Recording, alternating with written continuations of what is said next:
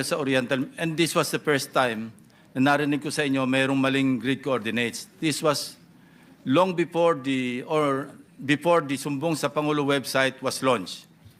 Sinabi nyo kagad sa inyong interview, mali yung grid coordinates namin ng aking team na in-inspeksyon namin na kinunclude namin ghost project sa Sitio Dique, Oriental Mindoro. And we were very sure na hindi yon na hindi mali. Alam namin talagang ghost project because we never relied or we did not rely on the Sumbong sa Pangulo, which at that time was not yet in existence.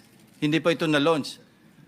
Bakit meron na kagad kayong parang subliminally or consciously, alam niyo nang may mga maling grid coordinates? That was the first time, you know, when I first learned na talagang meron mga nasubmit sa Sumbong sa Pangulo na maling grid coordinates, you know, my investigator's mind, no? Kaya unang naisip ko Secretary, bakit kayo nakapagsalita noon na mali yung grid coordinates namin when in fact we did not rely on the Sumbong sa Pangulo grid coordinates.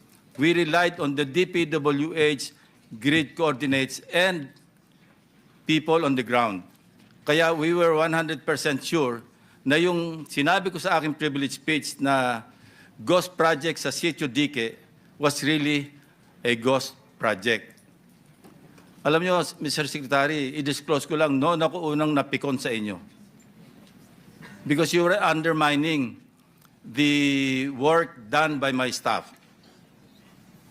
Go ahead, please. Please explain. Your Honor, I'm sorry, but there's probably a misunderstanding a little bit on that, Mr. Chair.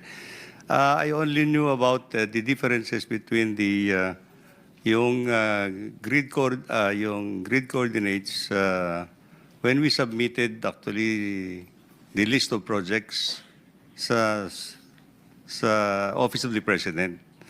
That is, I never knew actually about the coordinates, even. Maliwanag po yung inyong interview Mali yung grid coordinates ni Senator Lacson. Yun ang narinig ko sa interview nyo. Sabi ko, paano niya sabing mali? Chinek namin sa ground mismo, kausap namin yung mga tao, and we inspected physically. No? So my other question is, between August 4 last year, when you submitted the list of the grid coordinates to the Office of the President, and now that we're discussing it, kailan nyo unang na-realize na may mga maling grid coordinates? After August 4, Your Honor. When? After August 4 could be today. Well, I think a few weeks after when I already been able to validate actually yung existence of the ghost projects in Bulacan First Engineering. Who informed you na mayroong mali? The Regional Office of Region 3, Your Honor. Hindi kayo nasabihin ni Undersecretary Bernardo na mali po, sir, yung ating nasubmit? Hindi po for that particular area, Your Honor. No. We did not discuss. All over. We did not discuss actually coordinates at that time, Your Honor. Undersecretary Bernardo? We did not discuss the coordinates actually at the time. It's only the presence of the potential. I want to hear from Undersecretary Bernardo because in one of our private conversations, na-take up niya yan Nasabi na sa inyo na mali po, sir, yung ating na-submit. When was that? Mr. Chair, basta ang naalala ko lang po noon is that when I talked to one of my, especially Region 4B, during that time, because there were issues in Region 4B that I think hindi naman po ghost talaga. So, ang ginawa ko po doon, with the Director, Gerald Pacana, na hindi ko po makausap noon, ay naalala ko po noon, kinausap ko si Engineer Altea at saka si Ruben Santos, na sabi ko, paliwanag nyo na kay Secretary yan dun sa yung sitwasyon natin na baka mali yung mga coordinates. Kasi ang pinag-iisipan po namin is that, although alam po naman ng taga-DPWH ito, the late Undersecretary Cabral made the submission to the PMS. I think she directly submitted that to the PMS. Meron po siyang kausap doon. And of course, I think the Secretary, during that time, cannot read all these documents. Hindi naman po niya Ang alam ko po noon, nagpapalitan lamang ng nagsasabit si Jose Cabral sa PMS. So yun po yung alam ko. So that is why, ang sinabi ko po, paliwanag ninyo kay Secretary Bonoan na mali ang coordinates. Baka kailangan maano niya. And I think between those period, may napaliwanag po ni Ruben Santos kay Secretary, nabanggit po sa kanya. Kailan po ito?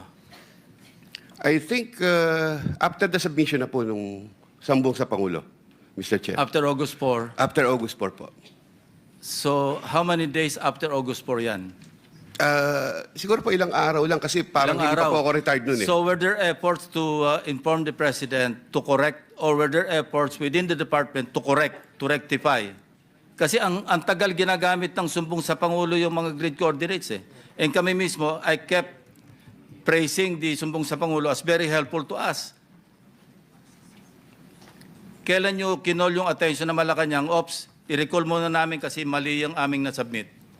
Were there efforts in that regard? Yes, as I recall, Mr. Chair, Your Honor, I think when I reported to the President the presence of the ghost projects in Bulacan First Engineering District, after I have validated it personally, 2 weeks after siguro po yun, 2 weeks after August 4, 2 weeks after August 4 po Yeah. nung kwan dito.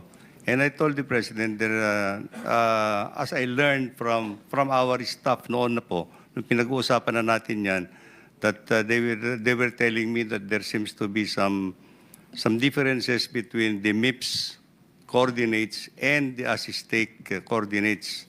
So I told the President that there are certain differences between the coordinates submitted in this sumbong to Pangulo. Your Honor. Thank you. The Senate President is recognized. Thank you, Mr. Chairman. Well, I was really going to ask the Department of Justice 1 or 2 questions, but before that, a concern was brought to my attention. You mentioned August 4, but August 3, former Secretary Bonoan, Engineer Bonoan, Yusek Alcantara reported to you the existence of ghost projects, which was admitted to him by Bryce Hernandez.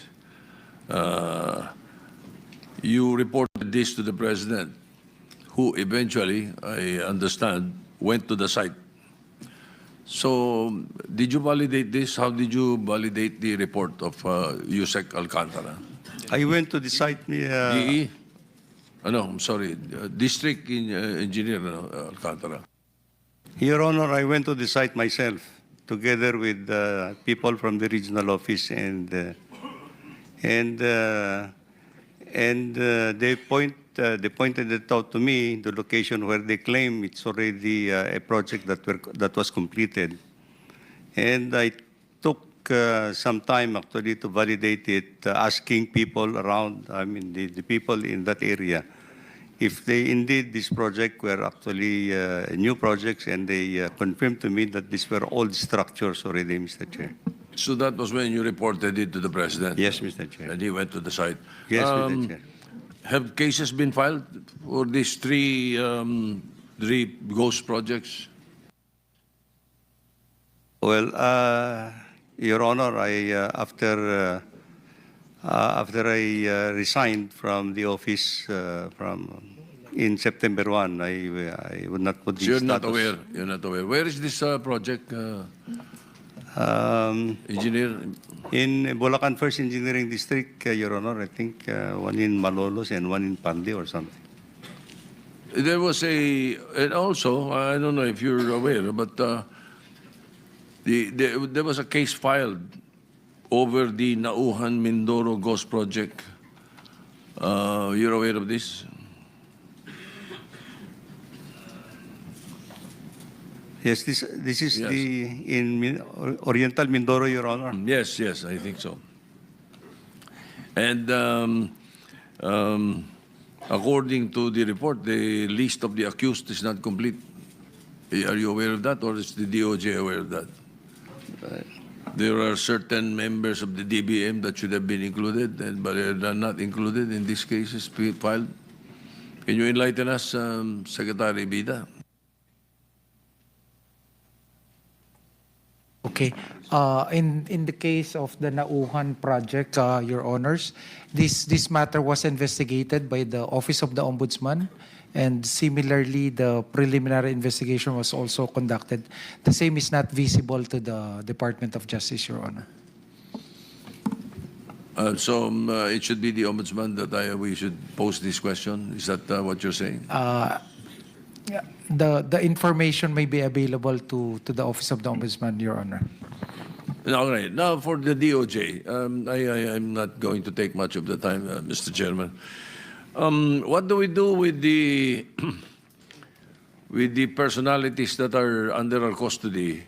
When I've heard that you now have under your witness protection program or accepting pala Roberto Bernardo, Harry Alcantara, Gerald Opalencia, and Sally Santos. What do we do now, Mr. Secretary? With your permission, PG Dong Padulyon would. Go ahead. Yeah. Thank you, Mr. Chair. Insofar as the witnesses admitted already into the program, Mr. Chair, the department will probably be asking for, especially for those who are under the custody of the Senate Blue Ribbon Committee, that we take custody of them so that they can be placed under the protective custody of the Witness Protection Program. You are contemplating on sending a request to the Senate, is that it? Yes, we are contemplating on doing that, Mr. Senate President, sir. But not at the very moment, no? You may only be referring to Henry Alcantara, right? Yes, Mr. Chair. He's the only one under the custody of the Senate that was Ah, submitted. yeah. So, Yes, sir. Only Engineer Henry Alcantara, sir. Bernardo, Valencia, and Santos are not, no? Opalencia, Engineer Opalencia, and Sally Santos are not under the custody of the Senate, Your Honor. All right. Sama nyo na pag alis nyo, kung gusto nyo.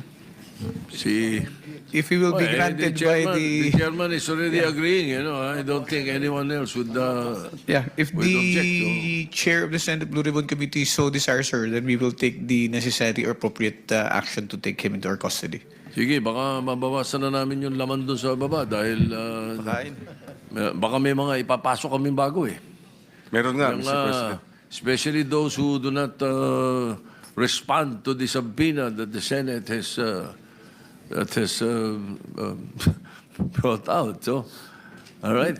Your Honor, if we just thresh out the operational matters with the office of the committee of the Senate, Your Honors. Yes, Alright, we will gladly take the protective custody of the I know for a state fact that witnesses. the Committee on Agriculture under Senator Pangilinan wants to confine some people. A few more after, currently, Mr. President, and I Sige. think in the next hearing, meron pa ho. Kaya mas So, maganda talagang mailipat na yung iba. So, Mr. Chairman, are we agreeing to the request? Admit nyo na rin sa program yung iba kung magko-cooperate para mabuwasan pa rin kami rito. Assuming that they fully cooperate, kasi I've been telling them, informing them na hindi pa naman huli yung lahat. And the committee may even recommend through the Senate President, once they fully cooperate and help in the investigation and eventual conviction of those being implicated, then, and I hope you will agree if the committee will recommend to the WPP, to the DOJ actually. Mr. Chair, we will seriously consider the recommendation coming from the Senate Blue Ribbon Committee and the Senate President. As we have made official in the statements of the department, we are not totally disclosing the possibility of these witnesses who applied that they will no longer be considered in future cases. Pwede pa naman po, ang sinasabi lang po ng departamento, base doon sa kanilang application sa ngayon at base doon sa mga kasong gusto nilang makover, eh hindi po papasok. Pero we're not saying that in the future, if there are cases or there are other statements that may come out, where it will turn out that they will be or they can be utilized in the prosecution of these cases, the department will certainly consider it, sir. So, loud and clear, Bryce, JP, Curly, you heard it from the horse's mouth. May pag-asa pa kayo. So, pagtulog nyo mamaya, isipin nyo mabuti yung gusto nyo i-testify. Hindi po pwedeng half-hearted and half-truth. Kailangan talaga, when you decide to fully cooperate, fully cooperate. All right. So thank you, Mr. Chairman. I will not use the rest of my time. I will just use it for interjection later on. Sigo. Thank you. Isa pa, before I recognize Senator Risa Ontiveros, hindi to cast in stone, di ba? Kasi pag nag-violate along the way, pwedeng mawala sila sa program. Totoo po yun. May mga kondisyon na kailangan nilang Ang pinaka-basic na kondisyon, patuloy na makipagtulungan Correct. sa Estado para mapatibay natin ang kaso at successful tayong manalo sa mga kasong atin. And ang covered lang, yung kasong tinetestify nila. Pag may sumulpot na ibang kaso na hindi nila binanggit, na hindi sila kasama, makakasuhan pa rin sila doon sa ibang kaso. Opo. Yan po ang ating Witness Protection Program, Your Honor. Thank you. Thank you, Secretary Vida. Mr. Chair, before we move Yes, on with your Senator, indulgence JB, of is recognized. Senator Ontiveros, tungkol lang dito sa pag-admit sa state witness protection program. No? How do we determine? How do you determine? Do you determine yung gravity ng participation of those who were admitted as state witnesses? Kasi baka mamaya yung mga na-admit dito most guilty. Di ba, I think, not a lawyer, pero sa batas, na yung mga most guilty, hindi ho pwedeng maging state witness. Thank you, Mr. Chair. Tama po kayo doon, sir, na sa pag-i-evaluate po na kung sino yung tatanggapin bilang state witness, hindi naman po kasi question niya na unahan. Ang pinag-uusapan ho dito, meron po mga pamantayan na sinusundan tayo. First, that what they have to say is material, it can be corroborated, and that they're not the most guilty. So, kung meron po tayong makikita, no, hindi naman po rin kasi kailangan sa lahat ng kaso na kumuha ng state witness ang Estado. Only in those cases or instances na sa tingin natin kulang o may kakulangan doon sa ebidensya na kailangan mapunuan, diyan po natin tinitingnan kung sino ang pwede nating ikonsidera bilang state witness. Thank you, Mr. Chair. Also, yung I think you have to be meticulous on who should be admitted as state witness kasi baka mamaya maubos na. Kung matanggap pa as state witness yung talagang main participants, sino pang Sino na lang may iwan dito? You have to be meticulous on who to admit as state witnesses. Yes, Mr. Chair. Mr. Chair, thank yes, you. Mr. Chair. We are very careful and we are conscious of the need to scrutinize and carefully examine who the applicants are. We cannot consider everybody who applies because otherwise wala na po tayong ipoprosecute dyan. Pero ang titiyakin po namin is that bago po kami kumuha ng state witness under the Witness Protection Program, ito po ay makakatulong po doon sa kasong isasampa natin. At bilang parang safety net, dito po sa mga natanggap, binanggit na nga po kanina ni Secretary Vida na hindi naman po sa lahat ng pagkakataon covered nito lahat ng kaso. It only refers to the cases which are covered and mentioned in the Memorandum of Agreement.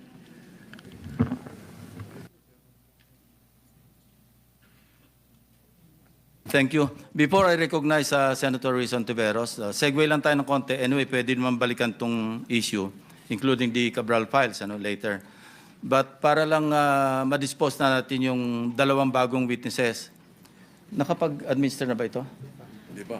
Kindly administer the oath to Maria and Joy. Hindi ito yung mga real names nila, pero kindly administer the oath to the two new witnesses. Kindly stand up. Kindly raise your right hand. Do you solemnly swear to tell the truth, the whole truth, and nothing but the truth in this proceeding? Thank you. Please sit down.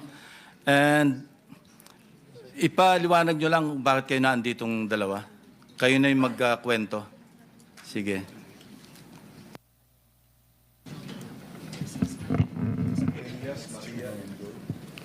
Good afternoon po. But we have their real names. Nandiyan naman sa invitation. Thank you. Okay, so we are working for our boss, Rico Ocampo, who was the previous tenant of 30 Tamarind at Forbes Park. 30 Tamarind, South Forbes. South Forbes, Yeah. sir. Kayo yung mga staff ni Mr. Rico Ocampo. Kami po, yes po, office staff po ni Yeah. Sir. Na siya yung tenant doon sa bahay na naibenta noong April 2023. Go ahead. That is Continue. correct, Your Honor. And then, during that time, January 29, we were CC'd sa email sa boss namin that we are being evicted January 31 at 3 p.m. Dapat nakalabas na kami ng place. Unfortunately, sa sobrang dami po ng gamit, we weren't able to comply with our deadline. So we have asked TJ Conti, who is the broker from Turnkey Properties. Nakipag-coordinate po kami to have an extension. And we were given until February 3, I think, to that was already 2024 po. And eventually you were evicted. And who informed you that you were being evicted? We were informed by our boss po. It was parang email po ng law firm. And then sinisi po kami ng boss namin for us to be aware that we have to leave the place by January 31, 2024 at 3 p.m. Yeah, I was able to talk to your boss, si Mr. Rico Ocampo, and he made mention na meron kayong nakaharap nung you were forcibly being pushed out of the residence. Nabanggit niya si Carla Discaya. Would you confirm that? That was February 1 po. Yeah. TJ Conti, he introduced us to the contractor, but he didn't mention the name. Yeah. But how did you know that that contractor being referred to by TJ Conti is actually Mr. Discaya? Well, actually, sir, we already mentioned to our boss nung lumabas yung mukha po ni Mr. Discaya. Nasabi ko, kamukha Saan lumabas ang sa mukha? TV po, when the flood control project is being brought up. No? During the hearings. Yes, during the hearings. Okay, so sabi so- ko sa boss ko, sorry about that. Sabi ko po sa boss ko, tsaka sa colleague ko, tingnan nyo nga, ma'am, tingnan mo pong maigi itong mukha na to. Hindi ba ito yung contractor na pinakilala sa atin ni TJ Conti? And then we both agreed na siya nga. And he was physically there. He was physically there. How long did you talk to Mr. Discaya? It's less than 5 minutes po, pero kasi natandaan namin siya because he was the one manning the people na sinabihan pa na tulungan kami para mapabilis yung pag-move out namin. Kindly narrate the conversation that took place between you and Mr. Discaya at that point in time. Okay. During February 1 po, it was just a short introduction by TJ Conti. He mentioned that he is the contractor. And then February 2, medyo nagtagal po kasi nakiusap na nga kami na we really cannot matanggal lahat ng mga gamit dahil sa sobrang dami. And he also mentioned to us na contractor ako dito eh. Meron din kaming deadline. And then we both asked, baka pwede po namin pakiusapan yung may-ari, yung bagong nakabili ng bahay. And then he also mentioned that si Romualdez ang nakabili. And then after po nun, That's according to Mr. Discaya. that is according Okay. to the contractors. Now, nandito tayo ngayon sa pagdinig, kung makikita niyo personal, si Carla Discaya, makikilala niyo? Yes, Your Honor. Pakituro niyo nga kung naandito siya sa loob ng session hall. Lapitan niyo na lang kung sino dyan sa among the resource persons. Hindi, lapitan mo na lang at hawakan mo na lang sa balikat, hindi magagalit yan. Your Honor, Excuse pwede me, po bang... you will be recognized later. Okay. No? Tuloy lang natin itong proceeding muna. Sige, miss. Pareho kayo na ina-identify nyo na siya mismo yung kaharap ninyo na sinasabing ang may-ari ng bahay, si Speaker Romualdez, at kailangang umalis na kayo?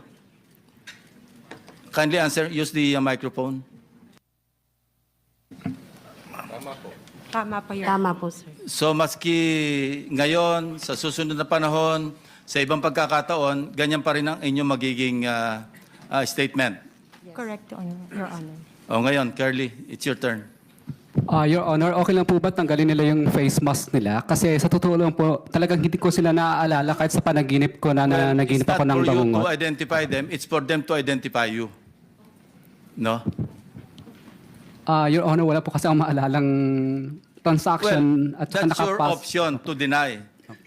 What we're establishing here is the fact that there are two witnesses present here under oath na sinasabing nagpunta ka doon at nine-name drop mo, totoo man o hindi, si Speaker Romualdez na siya nagmamay-ari, bagong may-ari noong number 30 Tamarind Street sa South Forbes.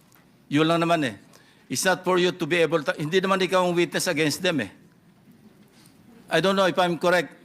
Secretary Bida, kindly help me out, or Dong, PG Dong. Tama ba yon? Wala siyang karapatan na i-identify yung nagturo sa kanya? Opo. Ang right to confrontation ho kasi, kung yun ho ang iniisip ni Mr. Diskaya, will come at the appropriate time. But for purposes of identification, ang kakailanganin lang po ay yung taong mag-identify dun sa taong kikilalanin. Thank you, PG Dong. Sige, say your piece. Your Honor, gusto ko po sanang ma-identify po muna yung dalawang nagtuturo sa akin kasi kahit ni minsan po, hindi pa po ako nakakapasok sa South Forbes Park. Hindi ko pa nga alam kung anong mga uri ng mga bahay meron doon. So, malabong-malabo po talaga at wala po akong inuutusan na kahit sinong broker kasi takot po akong bumili sa mga lugar na yun. Ang kaya ko lang bilhin po ng mga lupa sa lugar lang po ng mga Pasig na hindi ganun kamahal ang presyo ng lupa.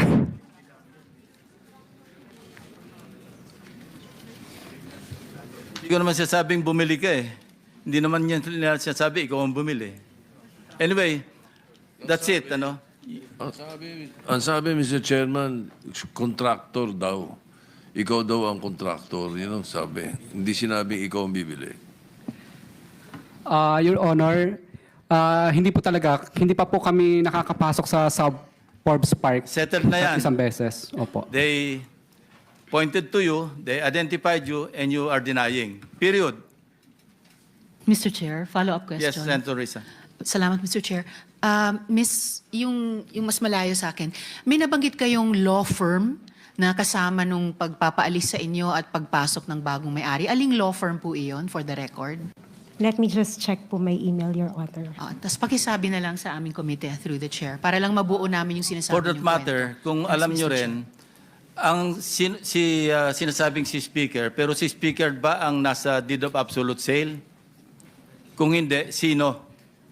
Kung alam ninyo. It's Golden Peasant po. Golden Peasant Holding Corporation, di ba? That is. Na ang major stockholder, isa nangangalang Paras. Hindi ko lang po sigurado. Yes. But for the law firm, it's Ocampo Manalo Valdez Lim.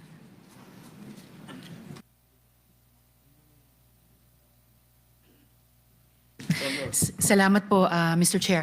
Una, a point of information lang.